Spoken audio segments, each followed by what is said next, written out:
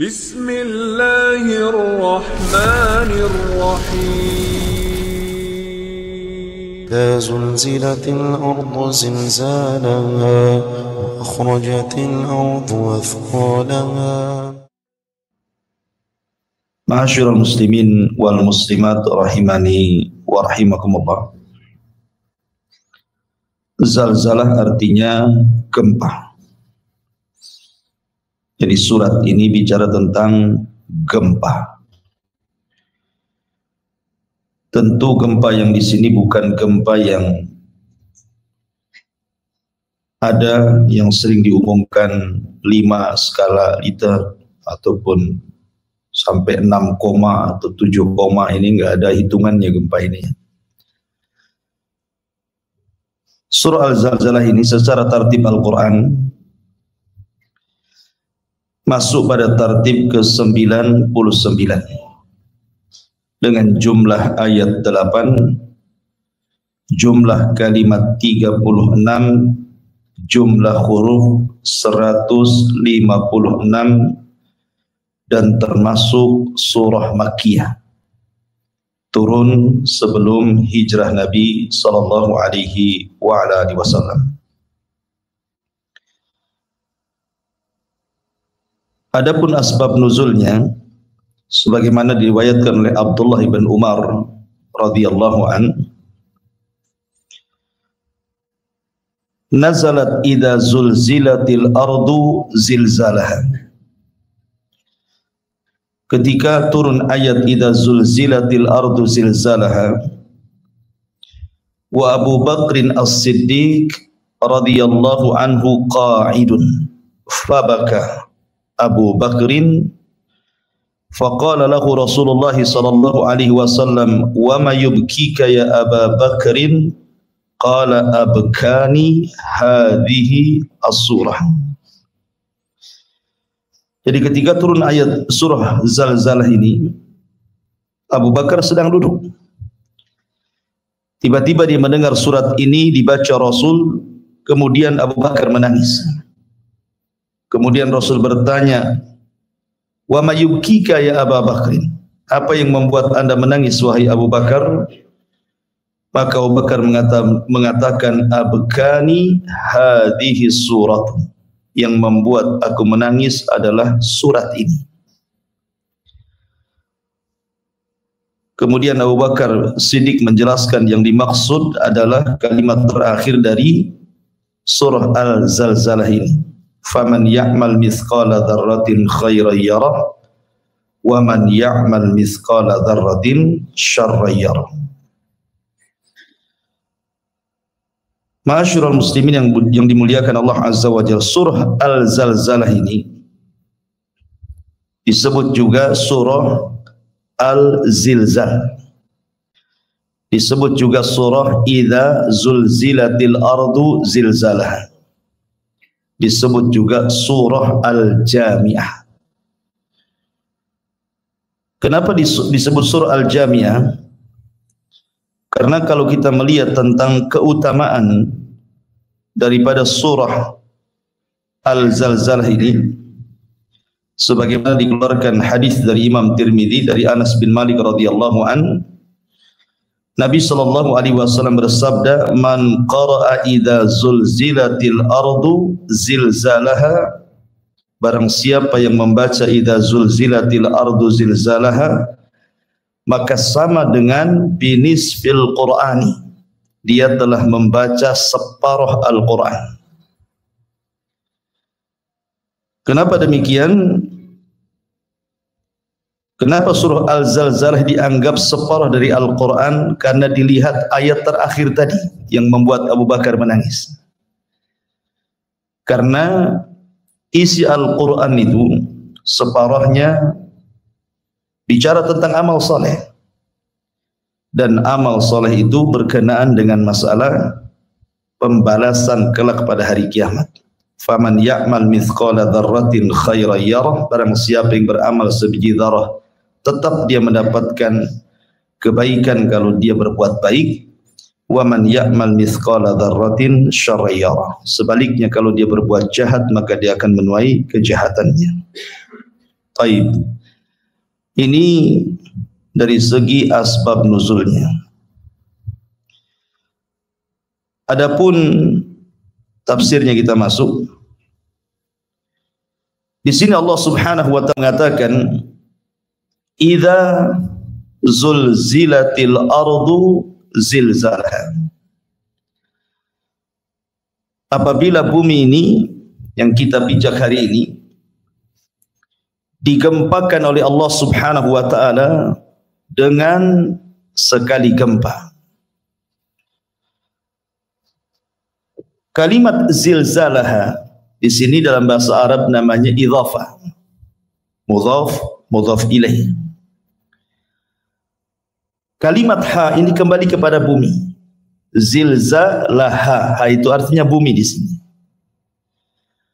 Kenapa Allah Subhanahu wa taala mengidhafahkan gempa kepada bumi? Kenapa Allah tidak katakan idza zulzilatil ardu zilzalan? Kenapa mesti zilzalaha? Kenapa mesti diidhafahkan kepada bumi?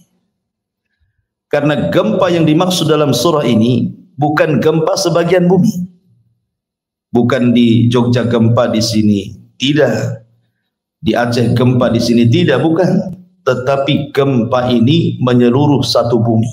Makanya gempanya diidhafahkan kepada bumi. Kalau gempa-gempa zaman sekarang, mungkin ada daerah-daerah tertentu sejak lahir sampai hari ini mungkin tidak pernah merasakan gempa. Tapi ada juga mungkin sebagian antum pernah merasakan gempa, minimalnya lini lah, kan gitu ya. Tapi bukan itu yang maksud. Maksudnya gempa di sini adalah bercerita tentang akhir kehancuran alam semesta. Baik, bicara tentang gempa. Gempa ini satu di antara tanda-tanda kiamat kecil. Dan itu disebutkan dalam hadis Nabi sallallahu alaihi wasallam, la taqumus sa'atu hatta yuqbadhal ilmu. Tidak akan tegak hari kiamat sampai ilmu dicabut. Wa taksuruz zalazil, dan akan banyak gempa di sana dan di sini. Dari sini Rasul mengatakan tidak akan tegak hari kiamat sampai dicabutnya ilmu dan banyaknya gempa. Dan sudah kita rasakan gempa ini baik di dalam negeri ataupun di luar negeri. Bahkan hadis yang sangat masyhur dari Abdullah ibn Hawalah al-Ajdi. Jadi Abdullah ibn Hawalah ini pernah diutus berperang tapi kalah perangnya. Tapi dia pulang selamat. Jadi kemudian wajahnya namanya orang kalah perang kan beda dengan orang yang menang perang. Kalau menang perang kan sumringah, bahagia gitu ya. Kalau kalah perang kan enggak bahagia, merengut gitu ya. Makanya Ibnu Hawalah ketika sudah nampak lelah letih wajahnya, Rasul mengatakan, ya Ibnu Hawalah, idza ra'aital khilafata qad nazalat ardal muqaddasata wa qadanatil zalazil wal balaya. Wahai Ibnu Hawalah, apabila engkau sudah melihat kelak kekhilafahan tegak di bumi Baitul Maqdis, maka telah datanglah masa-masa gempa. Kenapa demikian? Isyarat ke mana? Ke hadis Nabi sallallahu alaihi wasallam ketika Nabi sallallahu alaihi wasallam bicara tentang tentara yang hendak membunuh Al-Mahdi. Jadi nanti dari Syam itu akan ada tentara besar membawa bendera hitam. Ketika mendengar pembaiatan Imam Mahdi di rukun Ka'bah, maka orang-orang ini tidak suka. Akhirnya mereka pun bergerak pasukan besar ini dari Syam menuju Mekah. Masalahnya ketika sampai di sebuah tempat antara Mekah dan Madinah, tiba-tiba kemudian Allah Subhanahu wa taala gempakan bumi dan semua pasukan ini masuk ke dalam tanah. Termasuk orang-orang yang lalu lalang di situ yang tidak ada niat untuk memerangi Al-Mahdi. Sehingga Aisyah radhiyallahu anha bertanya kepada Rasulullah, "Ya Rasulullah, okeylah tentara-tentara yang hendak menyerang Al-Mahdi digempakan kemudian diperosokkan ke dalam bumi. Lalu bagaimana dengan orang yang lalu lalang hanya untuk berniaga, tidak ikut dalam pasukan itu?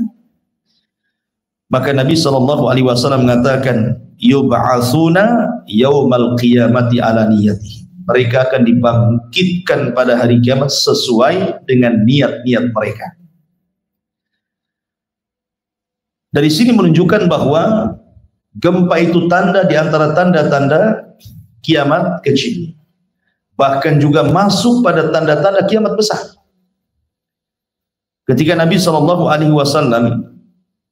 bersabda tentang 3 arah gempa, kata Nabi SAW, innaha lan taquma sa'atu hatta tarau qablaha asyra ayat. Sesungguhnya kiamat tidak mungkin tegak sampai kalian melihat 10 tanda-tanda kiamat besar. Kemudian Nabi SAW menyebutkan secara acak dukhan, kemudian dajjal, kemudian dabbatul ard, kemudian tulu'us syamsi min maghribiha, kemudian nuzul Isa bin Maryam, kemudian Ya'juj wa Ma'juj, kemudian salah satu khusuf. Ini yang dimaksud salah satu khusuf di sini.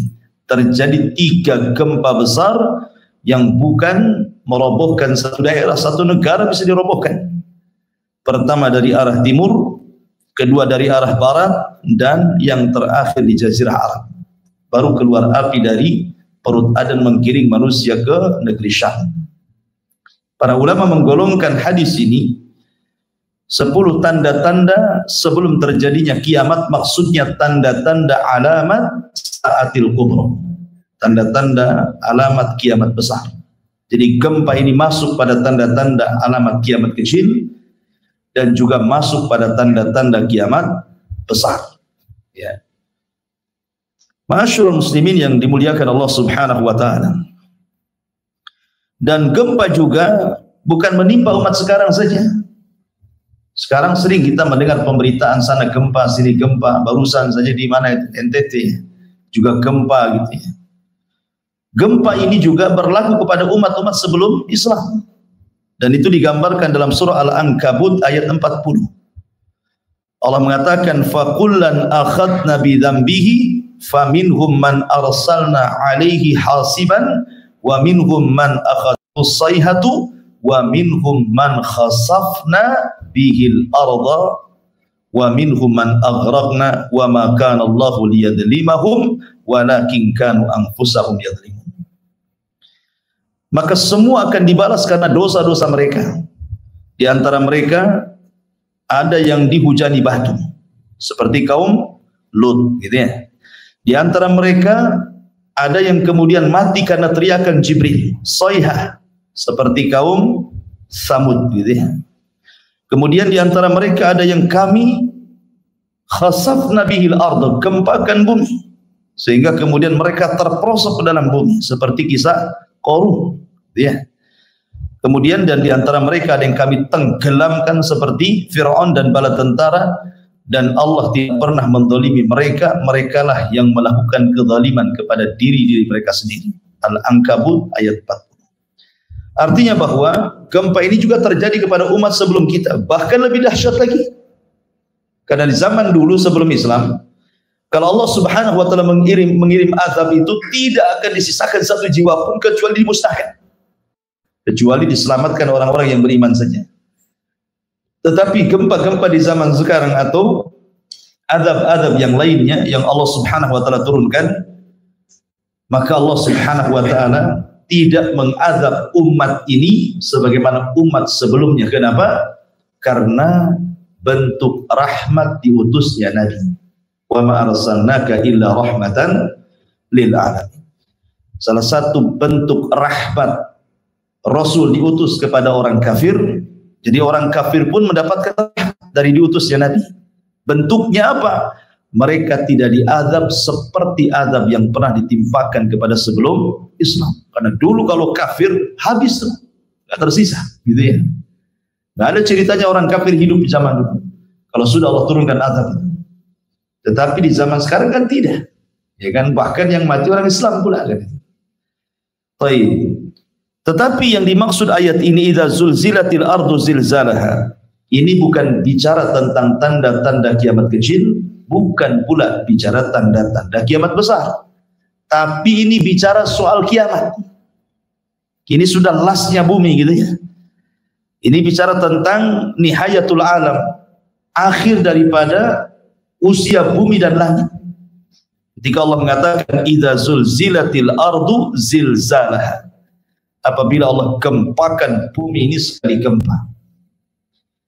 Kenapa demikian? Karena ketika Allah Subhanahu wa taala, lalu apa alasannya kemudian Allah Subhanahu wa taala menggempakan satu bumi itu? Tidak lain dan bukan karena kemurkaan. Makanya sering saya katakan kalau Allah sudah murka, idza zulzilatil ardu zilzalaha, pasti bumi akan digempakan semuanya. Apabila Allah murka, wa idzal biharu fujirat, seluruh air lautan jadi api. Apabila Allah Subhanahu wa taala gempa, semua digelapkan, tidak ada siang, tidak ada malam. Karena Allah mengatakan wa jumi'asy syamsu wal qamar, Allah gabungkan matahari dan bulan dan Allah gelapkan cahayanya. Dan apabila Allah murka, bintang-bintang dijatuh-jatuhkan. Wa idzan nujumun tashaqqat. Dan apabila Allah Subhanahu wa taala murka, semua dihancurkan dan semua dimatikan. Mau malaikatnya, mau jinnya, mau manusianya, semua. Dan apabila Allah murka, Jahannam pun akan didatangkan. Waji'a bi jahannam yauma idzin. Hari itu Allah datangkan Jahannam ke hadapan manusia. Jadi terjadinya gempa alam semesta ini dikarenakan murkanya Allah. Makanya gempa ini tidak akan dirasakan bagi orang-orang yang beriman, tetapi hanya dirasakan orang-orang kafir saja. Karena bentuk kemarahan Allah pada hari kiamat. Karena sebelum dikiamatkan, Allah kirim angin yang sangat sepoi-sepoi dan sejuk, kemudian menyapa ketiak kaum muslimin dan mencabut arwah setiap orang yang beriman walaupun sebiji dzarah keimanannya. Sehingga ketika tidak tersisa orang-orang seperti ini, baru digempakan kepada orang-orang kafir. Itulah kiamat, nihayatul alam, akhir masa bumi dan langit. Ma'asyiral muslimin yang dimuliakan Allah Azza wa Jalla. Ayat-ayat yang semakna dengan idza zulzilatil ardu ini banyak sekali. Seperti Allah Subhanahu wa taala mengatakan inna zalzalatasy syaati syai'un 'adzim. Sesungguhnya gempa hari kiamat itu sesuatu yang sangat besar, menakutkan. Bahkan Allah juga mengatakan dalam surah Muzammil ayat 14, yauma tarjuful ardu wal jibalu wa kanatil jibalu katsiban mahila. Pada hari ketika bumi digempakan, maka gunung pun dihancurkan. Jadi efek gempa itu gunung dihancurkan. Sekarang Anda berjalan di bumi tidak merasakan gempa. Kenapa? Karena masih ada gunung yang menjadi pasak bumi. Tapi nanti pada hari kiamat ketika gunung-gunung dicabut, tidak ada pasak lagi. Apa yang terjadi? Disitulah terjadi gempa.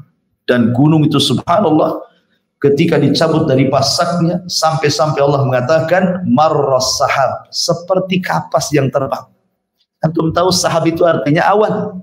Lihat awan tuh, terbang ke sana kemari karena ringannya. Artinya gunung yang berat sebesar gitu loh, bisa terangkat ke langit, kemudian seperti kapas gitu ya. Kal ihnil manfush, seperti dalam surah Al-Qariyah itu, seperti kapas yang dihamburkan oleh angin gitu. Seperti itulah Allah Subhanahu wa taala memberikan gambaran gempa pada hari kiamat. Ma'asyiral muslimin yang dimuliakan Allah Azza wa Jalla, idza zulzilatil ardu zilzalaha. Kalimat zilzalaha, saya katakan dari awal bahwa ha ini idhafah kepada bumi.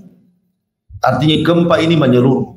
Dan sekali lagi ini terjadi saat tiupan sangkakala Israfil ditiup. Jadi ketika Israfil meniupkan sangkakala pertama, disitulah terjadi gempa yang luar biasa.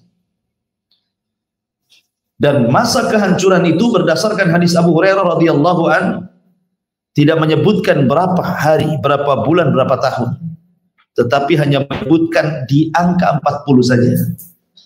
Kata Rasul kepada Abu Hurairah, kehancuran itu terjadi selama 40. Rasul tidak menyebutkan 40 hari atau 40 bulan atau 40 tahun.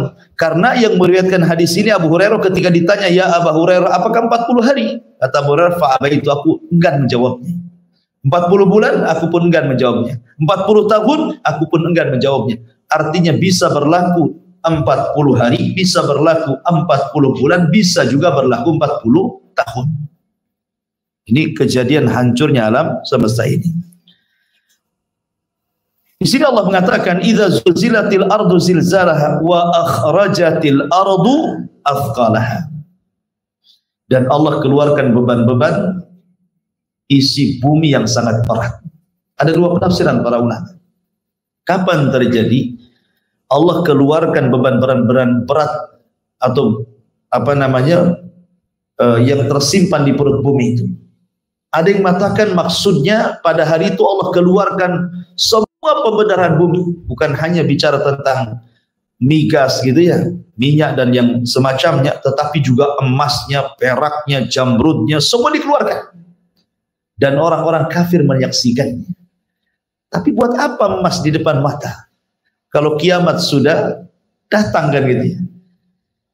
Jadi walaupun di depan mereka ada emas, ada perak, ada jamrud, ada macam-macam perhiasan, tidak tertarik. Bahkan Allah mengatakan, "Yauma yafirrul mar'u min akhi wa ummihi wa abi wa sahibatihi wa banihi likulli imri'in minhum yauma idzin sya'nun yughni." Enggak ada yang tertarik. Kenapa? Orang sibuk lari dari saudaranya, lari dari ibu bapaknya, lari dari istri dan anaknya. Setiap orang itu sibuk masing-masing mengurus dirinya. Jadi enggak ada ketertarikan soal dunia lagi. Ada juga yang mengatakan wa akhrajatil ardu athqalah ini pada tiupan sangkakala kedua yang disebut dengan yaumul ba'tsi wan nusyur, hari kebangkitan manusia. Disitulah Allah keluarkan beban-beban berat. Maksudnya berat di sini artinya jasad-jasad manusia yang terkubur sejak zaman Adam sampai yang terakhir mati. Akhrajatil ardu, bumi mengeluarkannya. Semua dikeluarkan, dihidupkan kembali. Anda bisa bayangkan jasad sebanyak itu. Kemudian Allah katakan, wa idzan nufusu zuwijat, apabila jiwa-jiwa disatukan kembali dengan rohnya. Itulah makna idza wa akhrajatil ardu athqalaha. Kemudian Allah mengatakan, wa qala al insanu ma laha. Kalimat al insan di sini apabila disebut kalimat insan dalam Al-Qur'an konotasinya buruk. Seperti innal insana lafi khusrin. Innal insana khuliqa halu'a. Ya. Termasuk juga di sini waqala al-insanu malaha. Maksudnya yang berteriak ini bukan orang-orang yang beriman, tetapi orang-orang kafir berteriak. Malaha, ada apa ini? Kalau dibawa kepada tiupan pertama, maka mereka mengatakan seperti ini karena dahsyatnya kiamat. Tetapi kalau dimaksud adalah tiupan yang kedua, kata-kata malaha, maka kebingungan orang-orang kafir. Kenapa? Karena ketika mereka dibangkitkan tidak ada maklam lagi di bumi. Maksudnya tidak ada alamat di bumi. Kalau sekarang ada alamat, ada bangunan, ada jalan raya, ada RT, RW, lurah, kecamatan, kan itu kan ada alamatnya gitu. Tetapi nanti pada hari kiamat setelah tiupan sangkakala yang kedua, bumi ini rata, tidak ada gunung, tidak ada bukit, tidak ada lembah, tidak ada yang meninggi, tidak ada yang merendah, semua rata. Itu yang dimaksud tidak ada alamat lagi. Sehingga tidak bisa mengenali tanah saya di mana, kapling tanah saya di mana, rumah saya di mana, nggak bisa dikenali lagi karena semua sama. Ya. Dan ini di hari yang sangat mengerikan, ikhwat fiddin yang dimuliakan Allah Subhanahu wa taala, wa akhrajatil ardu athqalaha wa qala al insanu ma laha. Dalam surah Yasin kata-kata al insan adalah ya wailana man ba'atsana min marqadina hadza. Dalam surah Yasin mentafsirkan kalimat malaha. Ya. Apa arti malaha di sini? Maksudnya orang kafir mengatakan ya wailana man ba'atsana min marqadina. Duhai celaka, siapa yang membangkitkan kami setelah tidur-tidur kami? Kenapa? Karena saat terjadi kiamat terputuslah azab kubur. Jadi dari tiupan pertama ke kedua itu sudah tidak ada azab kubur lagi. Di mana ruh kemudian kalau dia seorang yang beriman diletakkan, kemudian kalau dia orang kafir diletakkan di sijin, dan badan jasad mereka dihancurkan kecuali tulang ekornya saja. Karena dari tulang ekorlah manusia dibangkitkan pada hari kiamat. Ya. Jadi surah Yasin menegaskan kalimat wa qalal insanu ma laha. Ya wailana, duhai celaka kami. Man ba'atsana, siapa yang membangkitkan kami mim marqadina, dari tidur-tidur kami. Tapi orang-orang yang beriman justru berteriak dan mengatakan hadza ma wa'adar rahman wa sadaqal mursal. Inilah janji Ar-Rahman dan benarlah ucapan para rasul. Benarlah ucapan Nuh, ucapan Ibrahim, ucapan Musa, ucapan Isa, termasuk ucapan Rasul kita Muhammad sallallahu alaihi wasallam. Wa qala al-insanu ma laha. Ma'asyiral muslimin yang dimuliakan Allah Azza wa Jalla, siapa yang menghancurkan bumi ini? Tentu pertanyaannya adalah Allah. Zat yang jadikan bumi tidak gempa, dialah yang membuat gempa bumi. Dan Allah Subhanahu wa taala ketika menjelaskan dan menciptakan langit dan bumi fi sittati ayyam, pada 6 hari, dimulai dari hari Ahad dan diakhiri di hari Jumat, Allah menciptakan langit dan bumi. Kemudian tsummastawa 'alal 'arsy. Kemudian setelah itu Allah Subhanahu wa taala istiwa di atas arsy. Ya. Kemudian Allah Subhanahu wa taala berfirman kepada langit dan bumi dan mengatakan i'tiya tau'an au karha. Datanglah kepadaku wahai langit, wahai bumi, suka atau tidak suka. Qalata ataina ta'in. Maka bumi dan langit mengatakan, maka atas perintah apapun yang kau perintah. Artinya kapanpun Allah Subhanahu wa taala memerintahkan langit untuk digulung, maka langit sudah siap. Ataupun Allah memerintahkan kepada bumi untuk gempa, maka kapanpun bumi sudah siap. Karena kedua makhluk ini tidak bermaksiat kepada Allah Azza wa Jalla, baik langit ataupun bumi. Ingat kisah Qarun. Ketika Qarun memfitnah Nabi Musa dengan seorang wanita pelacur. Jadi Qarun ini hasadnya luar biasa kepada Musa. Karena Bani Israel menghormati Nabi Musa, padahal dia tidak kaya. Sementara dia kekayaannya luar biasa, tetapi Bani Israel tidak menghargai dia. Sehingga hasadnya kepada Musa itu luar biasa. Jadi Allah Subhanahu wa taala ketika menceritakan tentang kisah Qarun, Qarun ini menyewa seorang pelacur untuk memfitnah Musa. Sini kamu, saya bayar sekian, nanti saya akan isukan kau berzina dengan Musa, kemudian kau hamil, biar orang tahu siapa sebenarnya Musa. Karena isu-isu soal perempuan kalau itu terkena kepada orang alim, itu langsung terjun payung itu. Nggak ada lagi cerita dihormati orang, ya kan? Ingat kasus yang lagi viral itu ya, 21 di Rogol bahasanya gitu ya, sampai subhanallah dihujat satu Indonesia. Kalau lihat YouTube tuh komennya ndak ada yang positif, semua negatif. Kalau soal kehormatan itu, ya berat jadi ustadz itu. Ma'asyiral muslimin yang dimuliakan Allah Azza wa Jalla. Akhirnya ketika manusia berkumpul tuh, Qarun datang dengan wanita itu. Kemudian di hadapan Nabi Musa ngomong sama wanita itu, ngomong cepat ngomong, bahwa engkau telah berzinah dengan Musa dan kau hamil.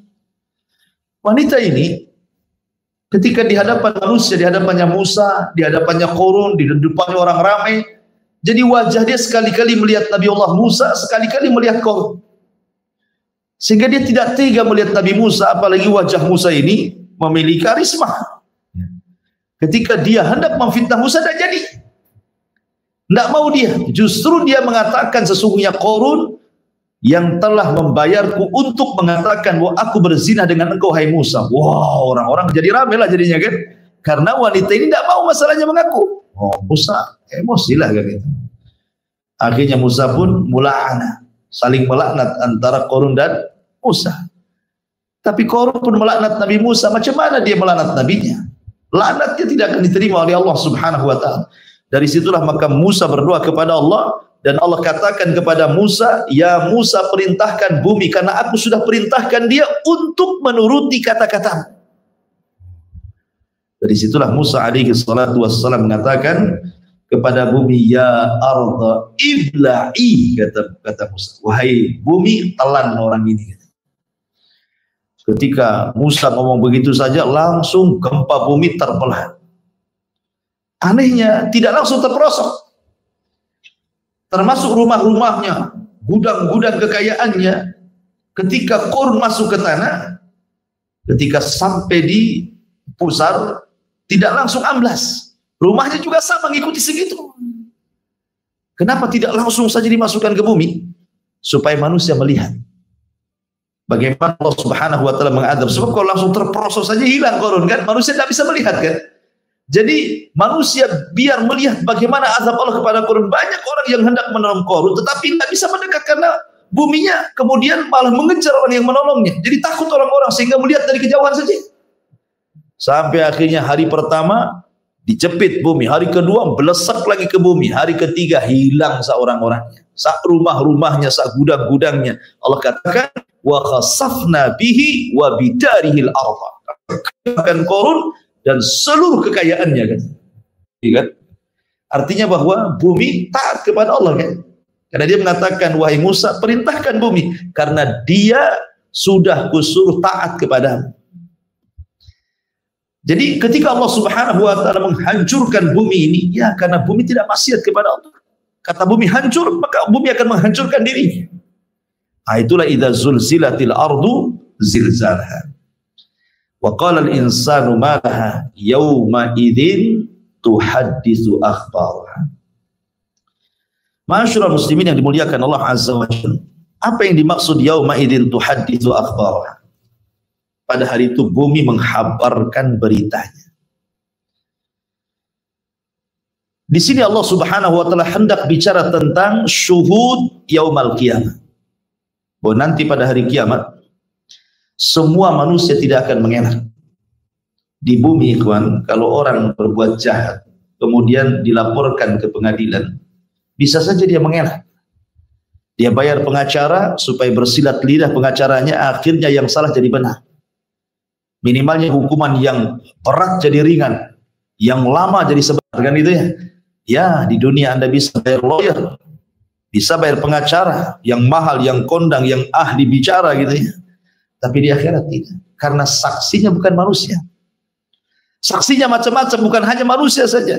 Tentu yang pertama kali saksi yang paling besar bukan hanya bumi, tetapi Allah. Allah akan jadi saksi bagi kita. Dan kalau Allah Subhanahu wa taala sudah jadi saksi bagi kita, sebenarnya tidak berhajat lagi kepada saksi yang lain kan. Kalau sudah Allah yang menjadi saksi lah, apalagi berhajat dari makhluknya. Tetapi Allah Subhanahu wa taala ingin menguatkan saksi-saksinya, bukan hanya dia saja. Sebenarnya kalau dia jadi saksi sudah cukup. Ya.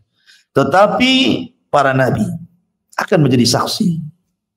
Termasuk Nabi kita Muhammad sallallahu alaihi wasallam akan menjadi saksi. Fa kaifa idza ji'na min kulli ummatin bisyahid wa ji'na bika ala haula'i syahida. Ketika Rasul memanggil Abdullah bin Mas'ud radhiyallahu anhu, katakan Abdullah bin Mas'ud ini kan salah satu katib wahyu, penulis wahyu Nabi.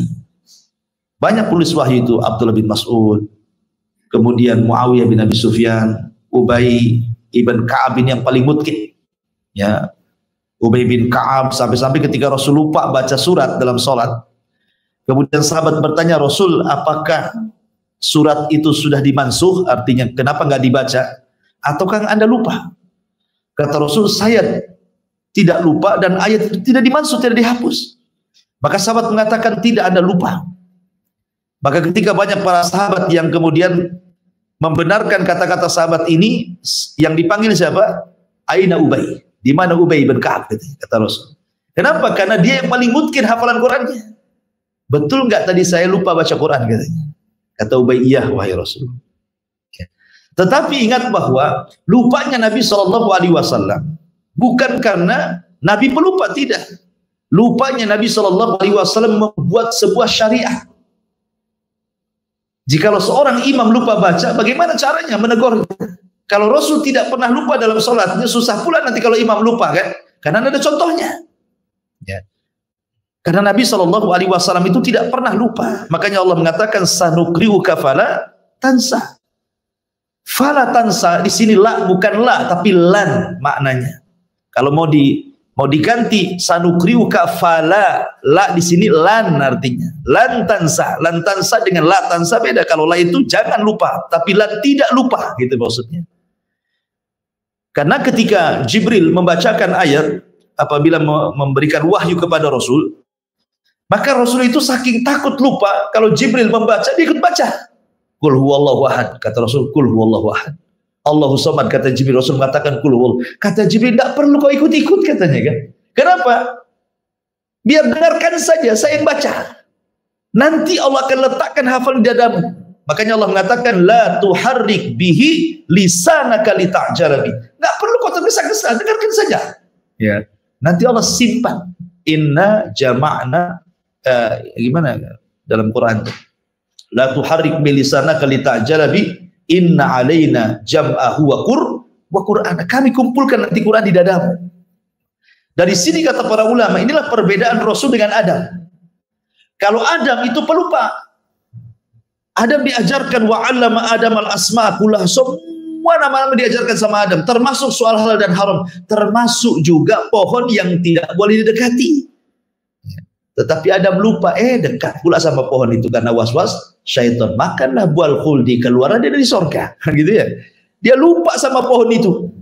Nah, dari situlah keturunan disebut al-insan, manusia karena pelupa. Ya. Tapi Rasul tidak.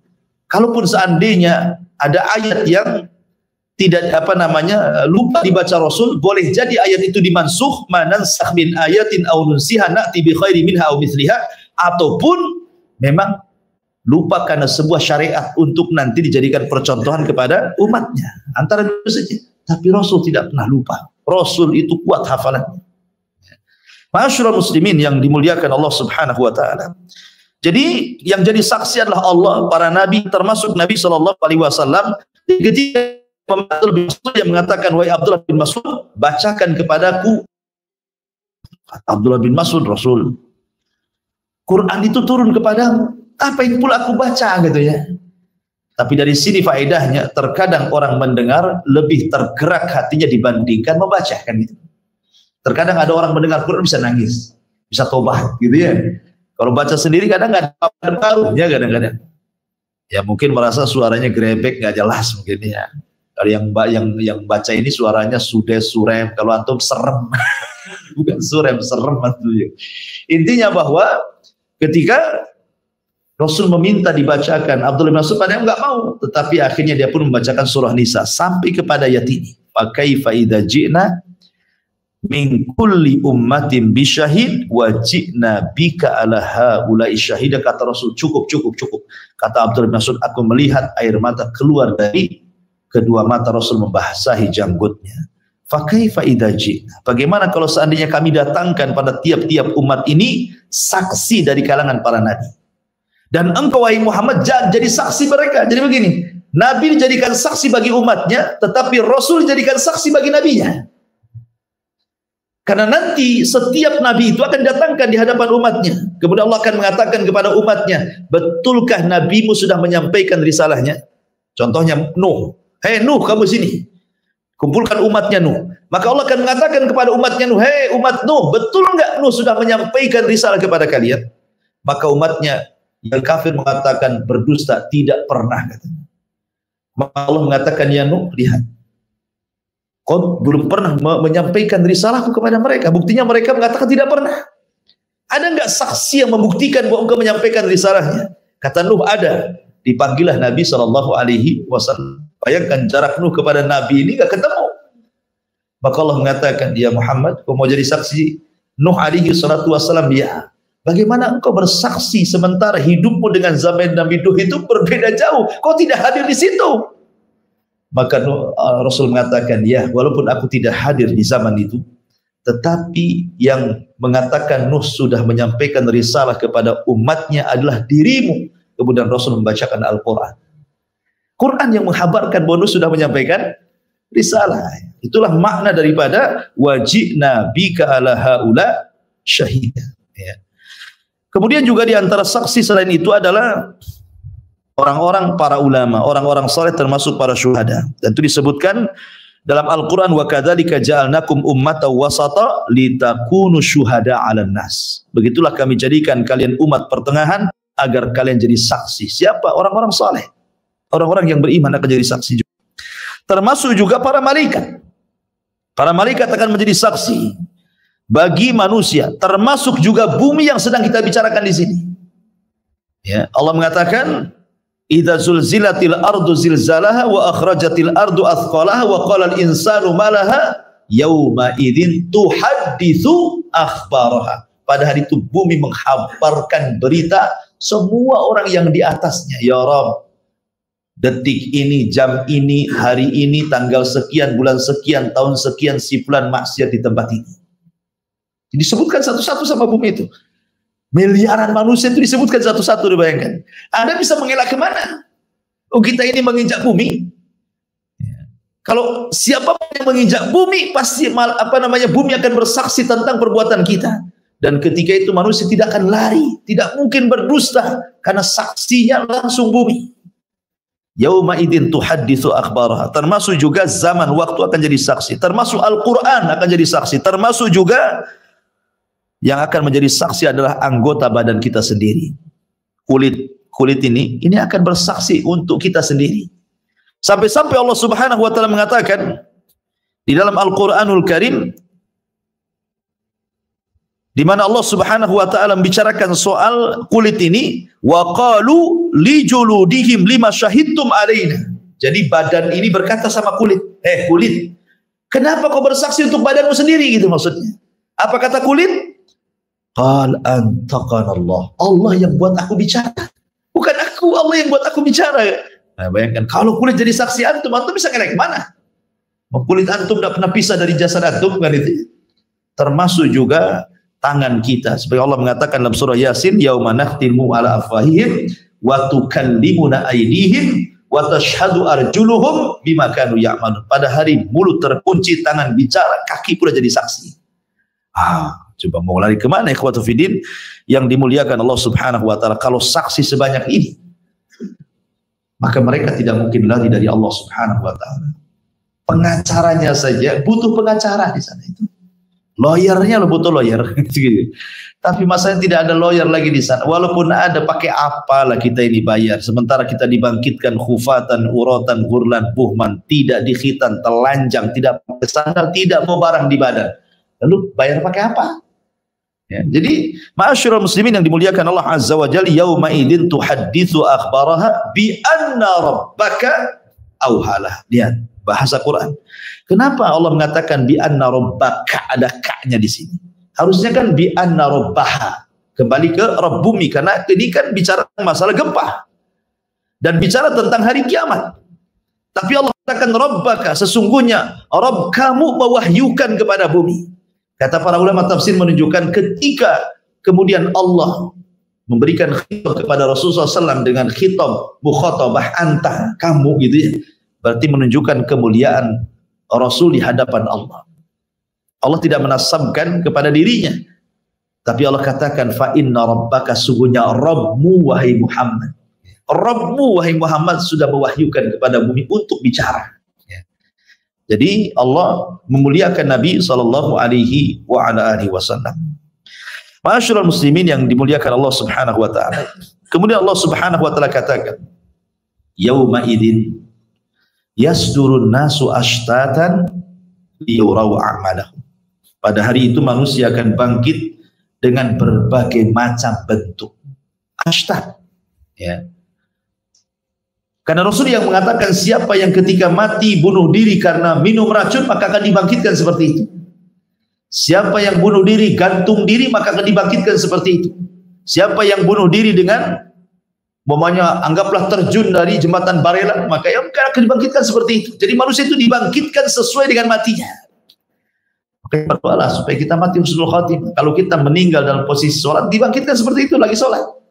Kan enak tuh, nampak gitu kan, dibangkitkan lagi sedekah, dibangkitkan lagi puasa, dibangkitkan lagi sholat. Oh, itu kan asar amal namanya ya, pengaruh amal kita sampai ke akhirat. Gitu. Tapi kok dibangkitkan lagi maksiat, naudzubillah. Ya, ma'asyiral muslimin. Kemudian Allah mengatakan, faman ya'mal mithqala dzarratin khairan yarah. Amalan di dunia Kan tidak tahu. Apakah antum ketika sholat antum tahu sholat antum diterima? Kan tidak tahu. Ketika antum puasa, tahu antum puasa antum diterima? Nggak tahu. Walaupun antum sedekah segede bukit emas semuanya disedekahkan ke Jabal Uhud, antum tidak tahu diterima atau tidaknya. Ya diterima saya emasnya, tapi amalan apa diterima Allah apa enggak kan itu? Tidak ada yang tahu. Makanya ulama salaf itu sampai mengatakan, kalaulah satu sujudku saja diterima dan aku tahu itu sudah cukup. Kenapa? Karena Allah mengatakan innama yataqabbalullahu minal muttaqin. Sungguhnya Allah hanya menerima amal dari hamba yang bertakwa. Jadi ketika aku tahu bahwa satu sujud diterima, berarti Allah menganggap aku sebagai orang yang takwa. Tapi masalahnya kita tidak tahu amalan mana yang diterima.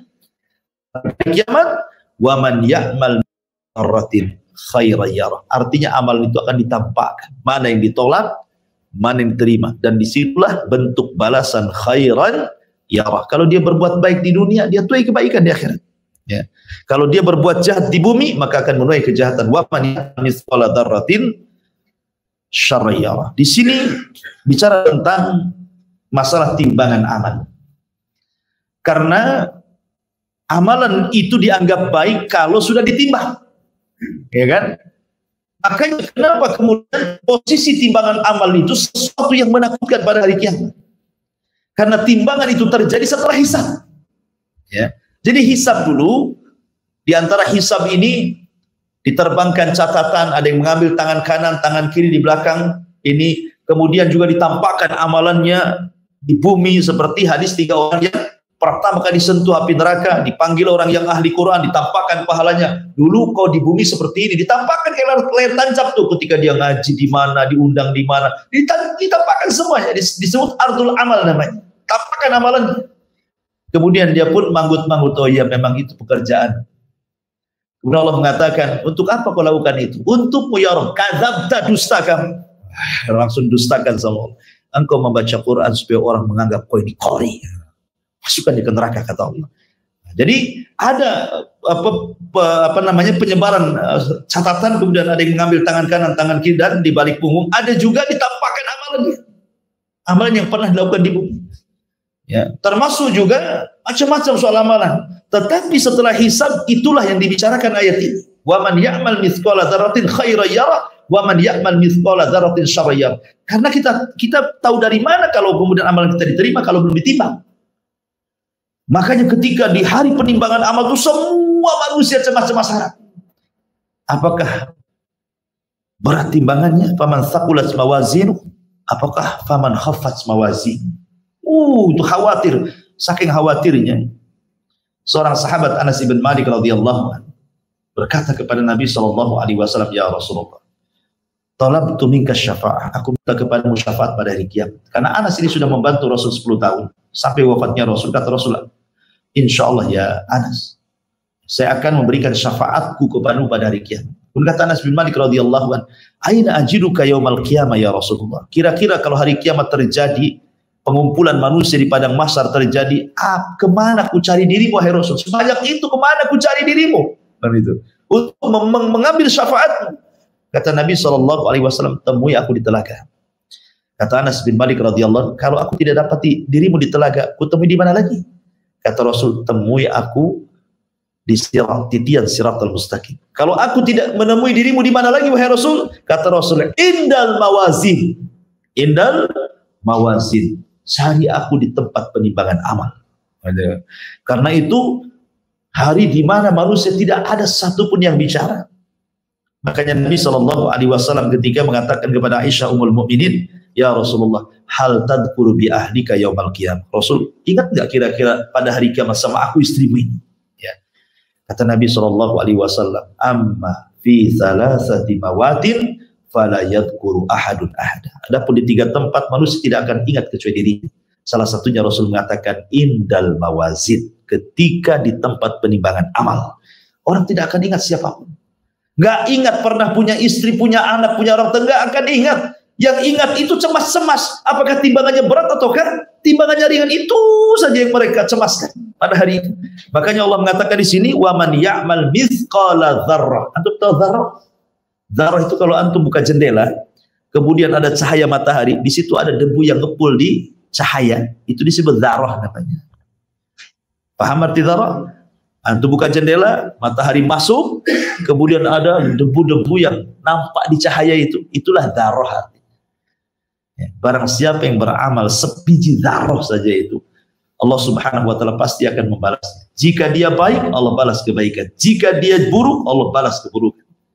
Bayangkan adilnya Allah. Sampai amalan kecil pun Allah balas. Dari sini Rasul mengatakan, la tahqiranna minal ma'rufi syai'a. Jangan remehkan sekecil apapun kebaikan. Walaupun sebiji darah. Jangan-jangan itu pula yang memasukkan kita ke surga. Kita tidak tahu. Ya. Karena amalan besar itu cenderung riya biasanya. Berbeda dengan amalan kecil kan. Amalan kecil itu rata-rata ikhlas. Sangat ikhlas. Antum sedekah 1000 hari ini. Antum lupa besok itu. Antum sedekah 100 juta. Setahun kemudian masih ingat. Ya, saya pernah nyumbang Jabal Uhud 100 juta. Masih ingat antum kan. Diingat-ingat kalau amalan besar itu. Wa man ya'mal mithqala dzarratin khairan yarah wa man ya'mal mithqala dzarratin syarran yarah. Bicara tentang mizan, timbangan amal saleh ataupun timbangan keburukan, apa sih yang ditimbang? Apa yang ditimbang? Sebelum itu, dalil-dalil tentang masalah ini banyak dalam Al-Quran. Seperti Allah subhanahu wa ta'ala mengatakan, wa nada'ul mawazinal qista, dan kami tancapkan timbangan-timbangan keadilan. Kemudian juga Allah mengatakan wal waznu yauma idil haq, dan timbangan pada hari kiamat itu kebenaran adanya. Kemudian juga Nabi SAW ketika bicara tentang kedua betis Abdullah bin Mas'ud. Jadi Abdullah bin Mas'ud itu kan kurus sekali. Naik dia ke pohon kurma, datang angin, jubahnya tersingkap, betisnya kurus seolah-olah daging melipat kulit saja. Daging melipat tulang, saking kurusnya. Sahabat nengok, tertawalah sahabat nih. Oh, rupanya betisnya kecil jadinya. Rasul datang marah, la tasubbu saqaihi Abdullah bin Mas'ud. Jangan kau celah dua betisnya Abdullah bin Mas'ud, kata Rasul.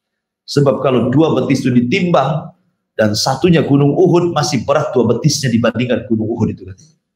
Menunjukkan bahwa di sini ada timbangan, ya kan? Rasul menetapkan adanya timbangan. Termasuk juga hadis yang ma'ruf lah. Kalimatani khafifatani ala lisani sakilatani fil mizani habibatani ala rahman subhanallah bihamdihi subhanallahil azim. Dua kalimat ringan di lisan tapi berat dalam timbangan. Dicintai Ar-Rahman subhanallah bihamdihi subhanallahil azim. Ini juga dalil tentang adanya timbangan, ya. Lalu apa yang ditimbang? Sebagian para ulama mengatakan yang ditimbang adalah innal ladzi yuzan fi dzalikal yaum al-a'mal nafsuha wa annaha tujsamu wa tudau fil mizan.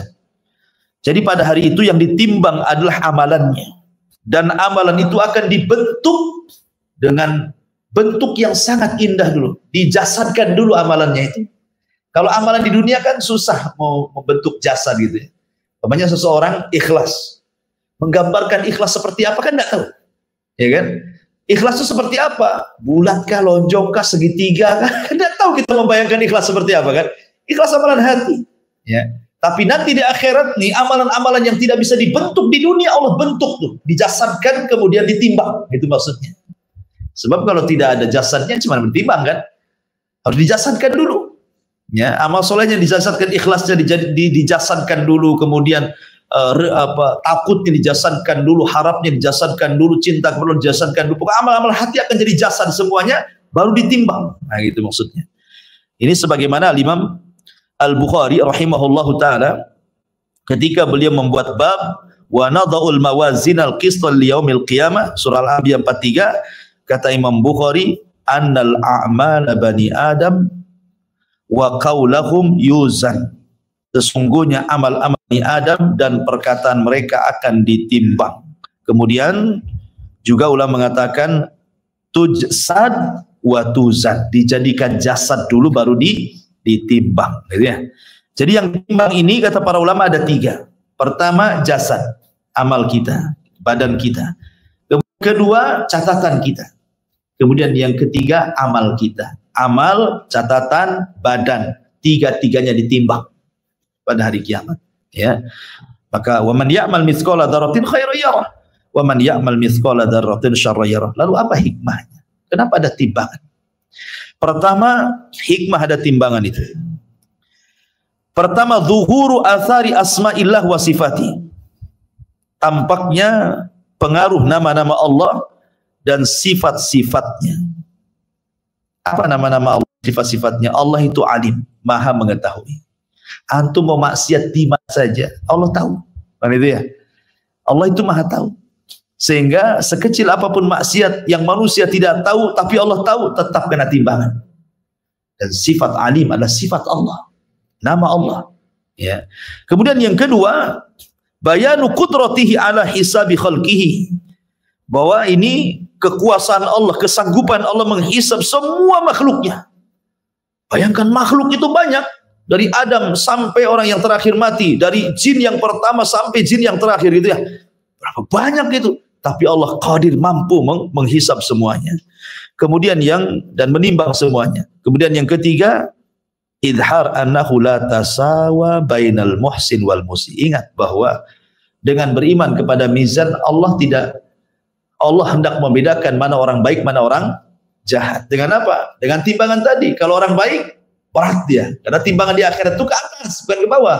Ya, kalau timbangan dunia kan ke bawah, makin berat makin ke bawah kan. Kalau timbangan ke akhirat itu kalau berat ke atas dia, kalau kan ke bawah. Ya, kenapa? Karena surga itu darajat. Naik, makin tinggi makin mulia, makin tinggi makin indah. Neraka makin bawah makin jelek, makin menakutkan, makin jahat. Jadi timbangannya melesat ke atas. Tosat bihinna la ilaha illallah. Sebagaimana Misbah Tokoh.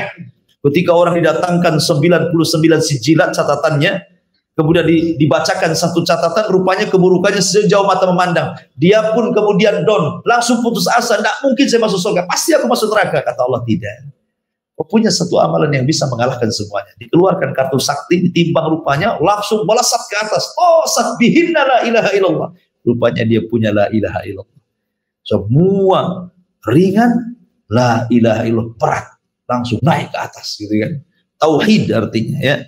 Baik, kemudian juga yang keempat, farhatul mu'min wa haznul kafir. Dengan adanya timbangan biar orang yang beriman senang dan sedihnya bagi orang kafir. Di dunia orang kafir mentertawakan kita, tapi di akhirat kita yang mentertawakan orang kafir. Kemudian yang nomor 5, iqamatil mawazin. Fiha iqamatul hujjah. Dengan ditegakkan timbangan-timbangan itu untuk ditegakkan hujjah. Hujjah kita di hadapan Allah Subhanahu wa taala. Dan ini juga menunjukkan keadilan Allah. Ya, keadilan Allah Subhanahu wa taala. Lalu apa yang bisa meringankan amalan kita di bumi? Sehingga meringankan timbangan kita di akhirat dan tidak memberatkan. Pertama, riya. Riya ini bisa meringankan timbangan. Kita kan butuh berat timbangan, gitu ya. Lalu apa yang bisa meringankan timbangan? Pertama, riya. Karena Rasul mengatakan, inna akhwafa ma akhafu alaikum asyirkul asghar. Qalu wa masyirkul asghar, qala ya Rasulullah. Qala riya. Yaqulullahu lahum yawmal qiyamah idza juzyan nasu bi a'malihim idhabu ila alladhina kuntum turauna fid dunya ila akhiril hadis. Di sini Rasul mengatakan sesuatu yang paling aku takutkan menimpa kalian syirik kecil. Mereka mengatakan, apa itu syirik kecil Rasul? Kata Rasul, riya. Kemudian Allah berfirman kepada mereka orang-orang yang riya pada hari kiamat, apabila manusia sedang ditimbang amalnya, tengoklah, minta bantuan kepada orang atau manusia-manusia yang kau riyai itu, bisa nggak nolong kamu? Nah, gitu ya. Ya, jadi yang pertama adalah riya. Itu bisa meringankan timbangan. Yang kedua, intihakul hurumat, dan ini yang sering terjadi, merobek kehormatan diri.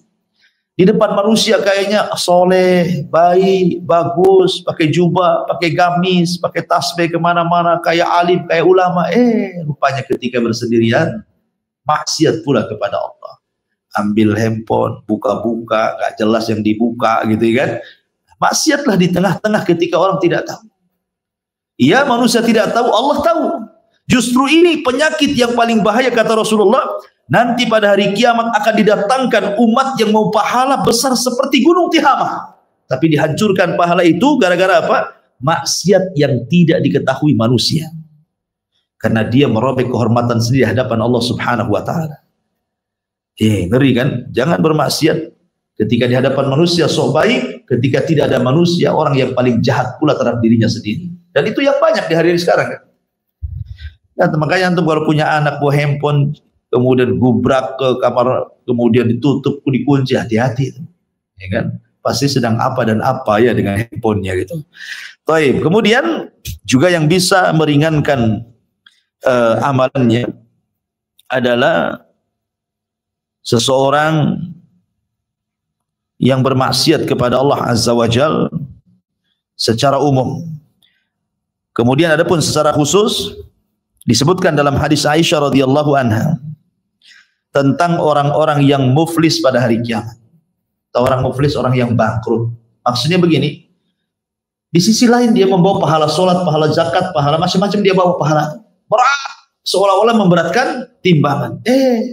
Rupanya di sisi lain dia pernah mendolimi si fulan, pernah mengambil harta si fulan, pernah membunuh jiwa si fulan, pernah mencaci maki orang, ya kan? Maka di situ terjadi pahala dosa. Dulu kau nyakiti saya, mana pahalamu? Nih dosaku, gitu maksudnya ya. Akhirnya bangkrut. Orang bangkrut tuh kalau usaha modal habis, hutang numpuk, itulah orang bangkrut namanya ya. Sama juga. Sekarang pahalanya dikasihkan ke orang, ibarat modalnya kita hilang gitu ya. Kemudian hutangnya banyak. Kenapa? Karena dia mengambil dosa orang ditimpakan ke kita. Itulah bangkrut namanya.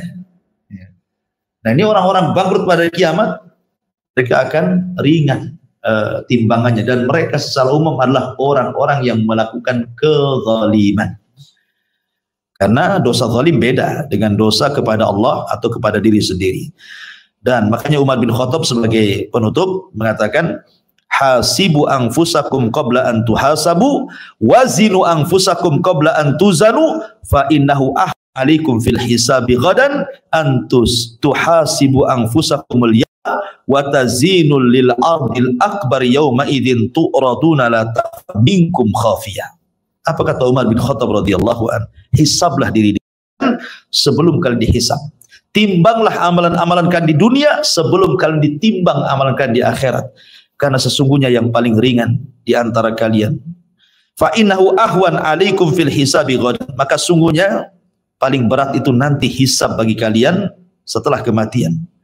Oleh karena itu maka hisablah diri kalian hari ini, timbanglah amal-amal kalian hari ini sebelum datang hari yang sangat besar di mana amalan akan ditampakkan dan tidak ada yang samar bagi Allah Subhanahu wa taala terhadap diri kalian. Hadis ini disahihkan oleh Syekh qala al-Albani hada athar. Jadi Syekh Albani mengatakan ini adalah perkataan Umar Ibn al-Khattab radhiyallahu anhu. Nasihat yang baik kepada kita agar kita menghisab diri di dunia sebelum Allah menghisab kita di akhirat. Wallahu alam, ini diantara tafsir singkat daripada surah Al-Zalzalah.